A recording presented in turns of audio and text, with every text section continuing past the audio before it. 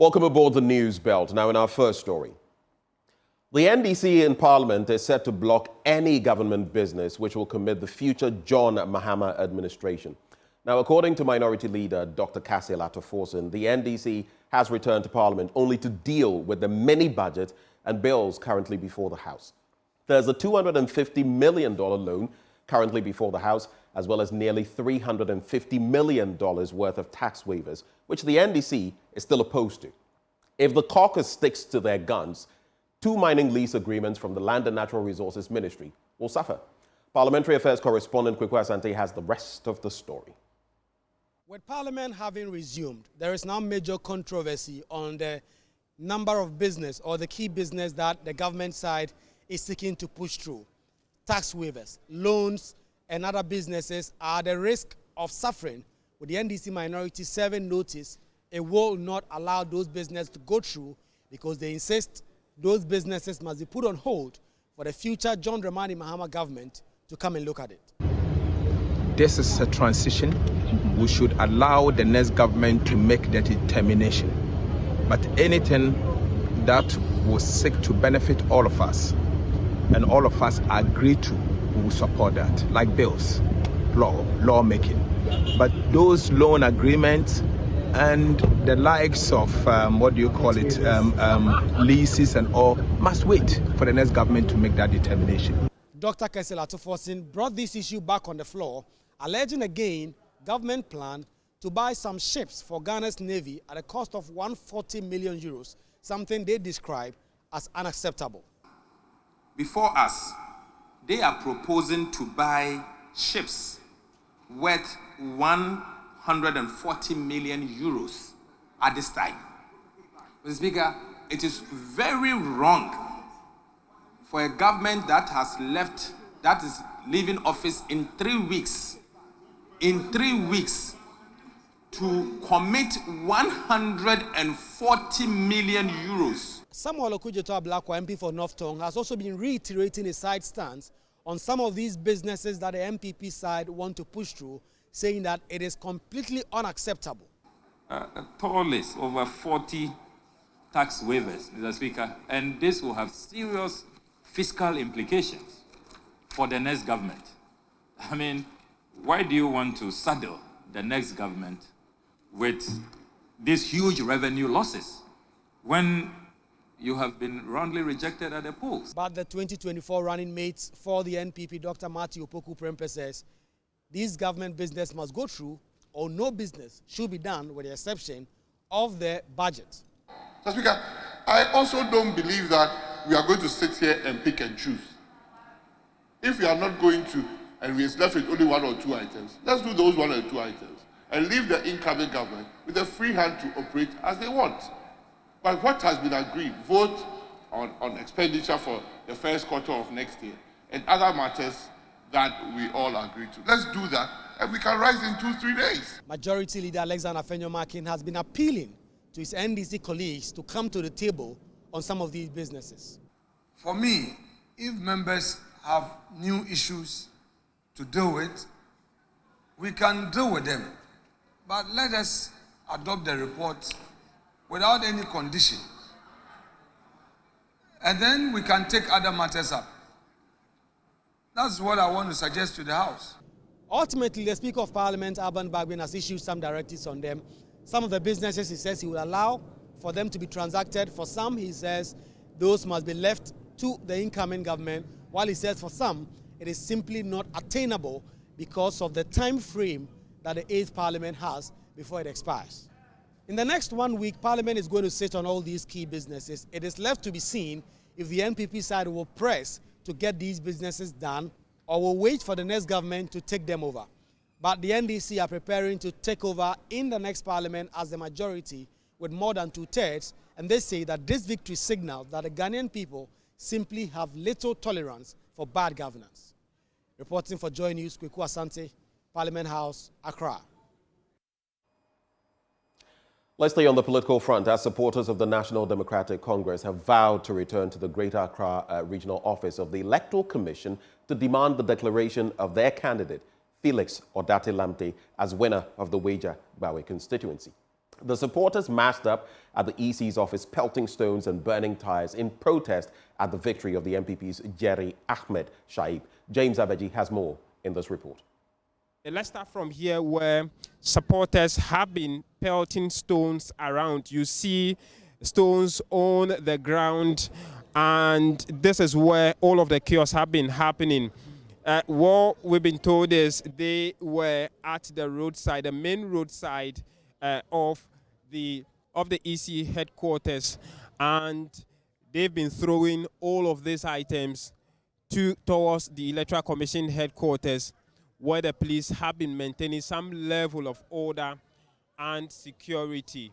You see on the ground there wires from bent car tires, which the supporters who are cladded in party colors of the National Democratic Congress have been engaged in the chaos here this afternoon. More of those bent car tires you see on the grounds there, where the police have managed to, sweep most of them off a greater part of the road with their water cannon to the other side of the road. Just some few minutes earlier, we saw some scrap dealers also making business of the situation. They've been here gathering the, wire remains of the car tires. They believe that this is their votes have not been properly dealt with because the infractions are too many. And so they have written a whole petition after 4 hours talking with the regional director of the Electoral Commission. The Electoral Commission has agreed that this morning they will give us a response. At 10 o'clock, unfortunately, we came here at 10 o'clock, and this is the result. When did you submit the petition? We submitted a petition on Friday evening at 8 p.m. as agreed with her. Did you walk out before the process ended? I walked out at a point because there are issues with some of the pink sheets. We have pink sheets that has no designation. You don't have any polling station assigned to it. You don't know the presiding officer that signed that pink sheet. No name of any presiding officer. And at the collation, we are supposed to agree on all these things before collation starts. And Madam Abigail, knowing very well what he has connived with the MPP and they are about to do, walked out of the collation room and told us, the NDCs, that if we agreed on something, we should come back. The supporters there agreeing that they are retreating back home. They are going home peacefully. They are going home peacefully. We have talked to them. They have understood us. They are going home peacefully. But Wednesday, we are coming. Yeah. All right. So those are some of the supporters there who have agreed that they are going back home and will come back Wednesday to demand what they feel is right for them, that their candidate in the parliamentary election is declared winner of the Wejagbawe constituency. And so that's been generally the situation here at the Electoral Commission's regional office here in Accra. Now, the economic community of West African states we'll get into that story, has commended Ghana for a successful election leading to a smooth transition. Now, speaking at the 66th session of the Authority of Heads of State and Government, the chairman of ECOWAS, Nigerian President Bola Ahmed Tinubu, singled out for commendation Dr. Mahmoud Bawumia for the manner in which he conceded defeat and gave him a standing ovation, urging African governments to emulate same. Who happens to be the incumbent Vice President, His Excellency Mahmoud Bawumia, together with the leadership of the ruling party, New Patriotic Party, NPP, considered defeat and accepted the outcome of the presidential election by congratulating the President-elect, His Excellency John Dramani Mahama of National Democratic Congress, NDC, for his victory, even before the official announcement of the election result. This gesture, as it happened, in Nigeria in 2015 demonstrated political maturity and respect for the wish of the people of Ghana. Today, we have the man now referred to as Mr. Democrat. And the people of Ghana for the successful election and all of us in the region to learn from this good democratic practice and prioritize our country's national unity to ensure political stability of the region. That this manner of peaceful transition, because the culture of democracy is not only in Western force, to give him a standing ovation.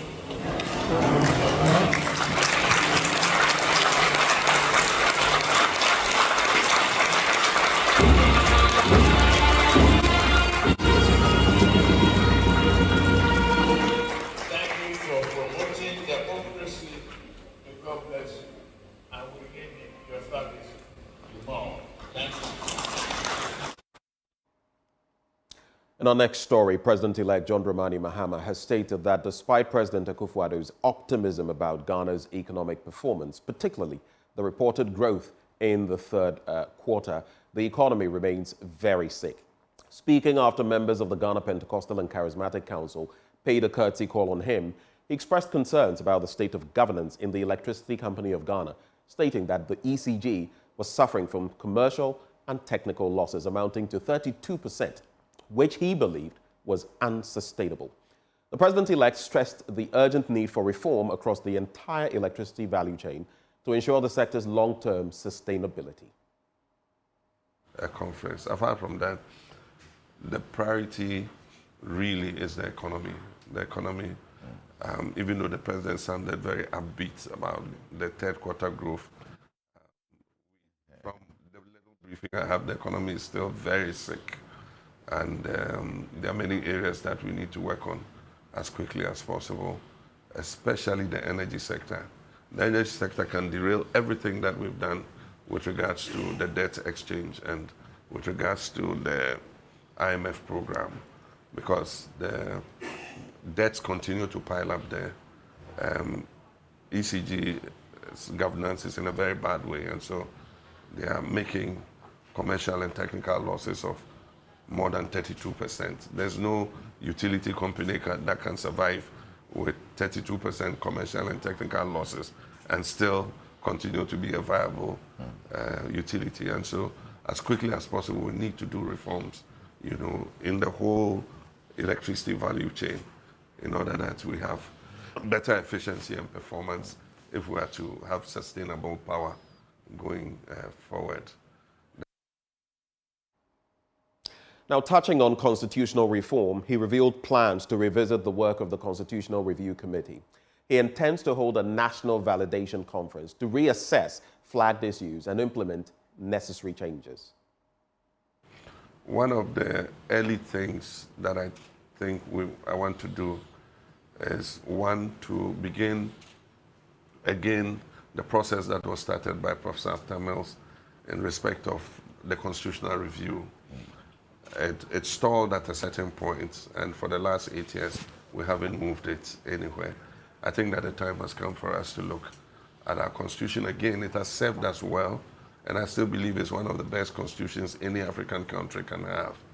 But after using it for several years, we realized that there are a few parts that we need to tweak so that it can serve us for even further generations to come. Okay. And so one of the things that I intend to do is to hold a national validation conference where we would bring all stakeholders in a form of consultative assembly.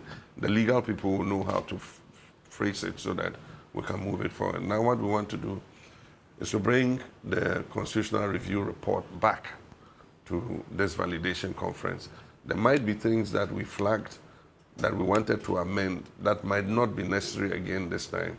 And there might be new things that we didn't really take notice of that will become important for us to include in the review.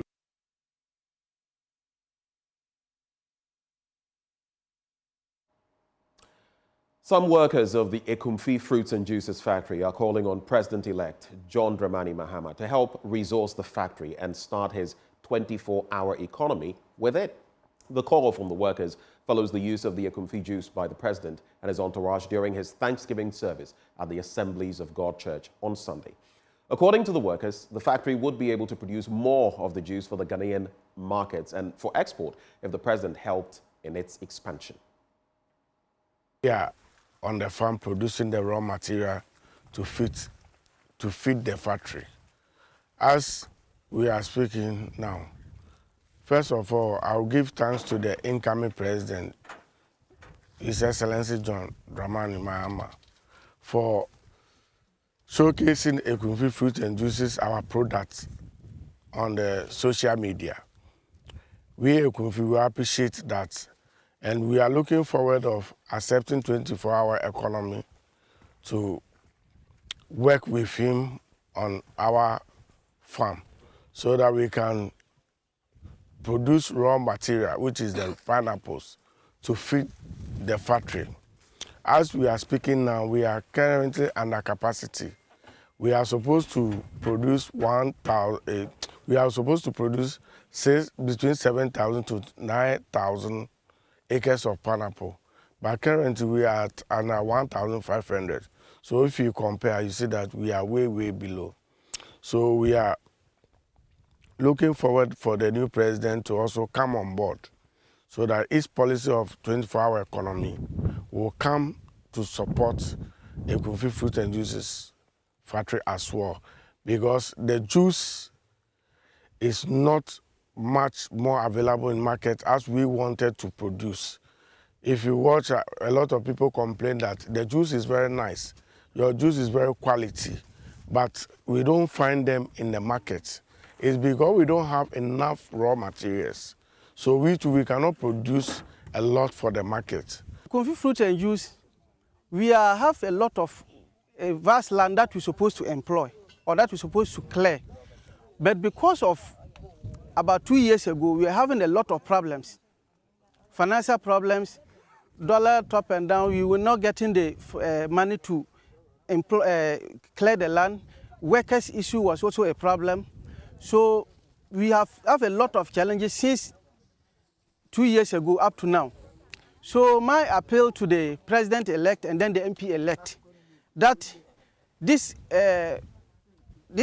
factory that the outgoing president brought it to us is a good, it creates a lot of employment. Look at me, I'm from far away from Upper East, and I'm here. And it has created a lot of people, employment from the other neighbor constituencies.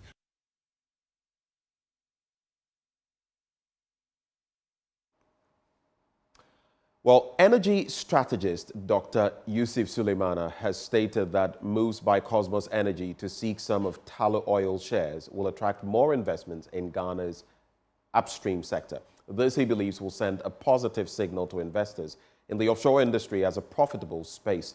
Cosmos argues the move is to increase their capacity for their operations, and Dr. Suleimana has been reacting to this development. As a technical person, I see it as a good move. I clearly see what Tallow is going through.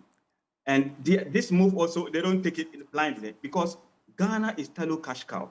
Ghana is the only producing asset that tallow can boast. They had issues in Kenya, Namibia. They moved out only for some people to discover a huge amount of resources. The merger with Capricorn didn't come on, and even the operational challenges within Ghana, gas injectivity, water flooding.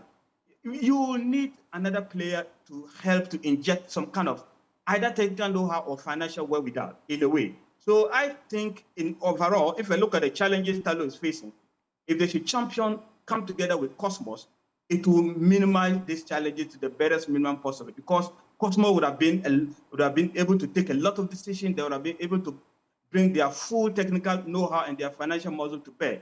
And I think what we need now is investment within the Ghana upstream sector. And I think if Cosmos find it very profitable, and I think our fields are very profitable, they will do a lot of investment. And that's why I see it as a positive move.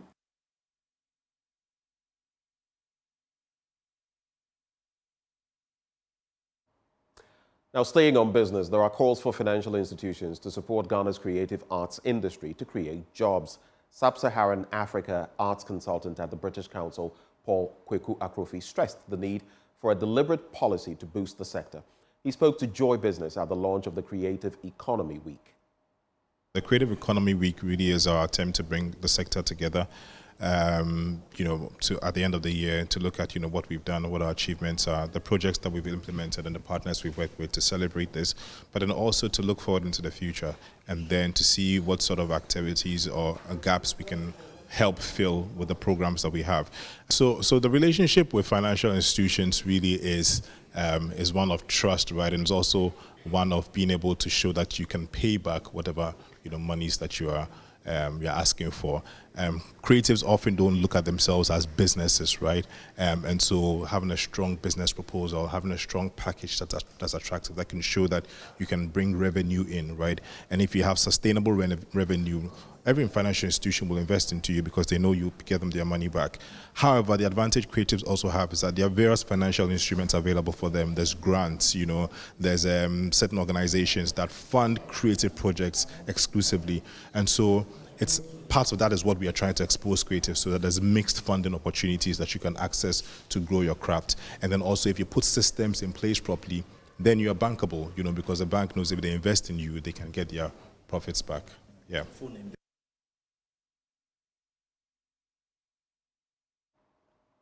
Well, it's a wrap for the business news. It's also a wrap for the AM news. But before we serve you the news review, here's our currency market update for today.